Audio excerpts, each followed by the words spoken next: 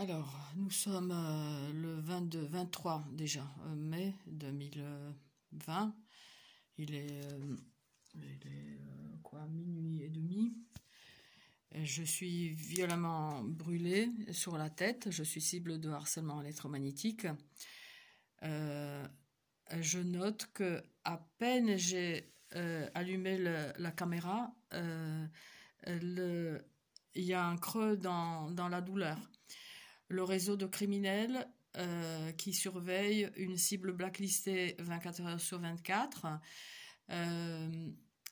appréhende peut-être que la caméra enregistre des manifestations chromatiques de tir. Hein. J'ai plusieurs vidéos sur ma chaîne.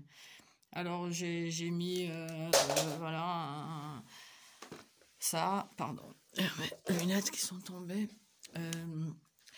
En cas où ça serait un micro-ondage, mais j'ai l'impression que c'est plutôt des tirs par des dispositifs d'attaque à distance acoustiques. Ça sert le cerveau lui-même.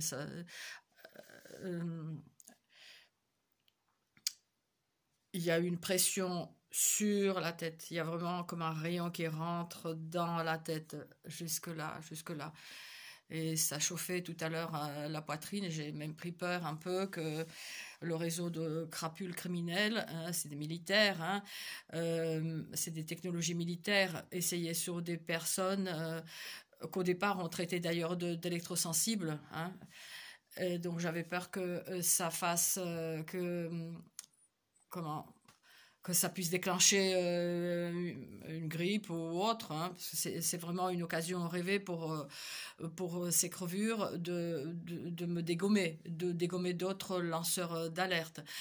Surtout que moi je me promène sans masque, sans gants, etc. Mais enfin les autres les ont, alors ils me protègent, c'est ça. Enfin bon, toute cette crétinerie aussi autour de cette grippe, cette pandémie qui n'en est pas une, qui est bien sûr une fausse pandémie. Il faut aller sur les réseaux. Il faut aller sur les réseaux, ne pas rester à regarder la télé. C'est effrayant ce qui se passe. Hein. C'est effrayant. Cette peur qui distille en permanence. Oui, cette vidéo, je voulais la faire aussi parce que j'appréhende pour certaines cibles, pour certains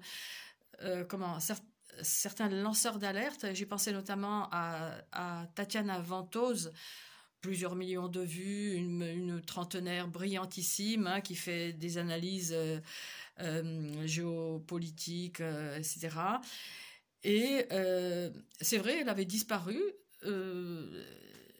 Et j'ai vu que donc elle avait laissé un post, Tatiana Ventose. Donc, ça fait 10 semaines qu'elle a la grippe. Ça fait 10 semaines qu'elle a la grippe. Elle n'a pas la grippe, hein, pour moi. Hein. Elle a autre chose. Le renseignement qu'elle gêne énormément. Elle est très dangereuse pour le système, elle, hein, parce qu'elle a beaucoup de suiveurs. C'est vrai, elle est brillantissime. Hein. Et donc, pour moi, c'est clair que, surtout d'après ce qu'elle a décrit aussi, qu'il y a eu comme des creux et qu'à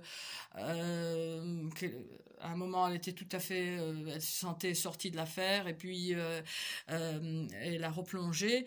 Tout ça, c'est une signature des armes électromagnétiques.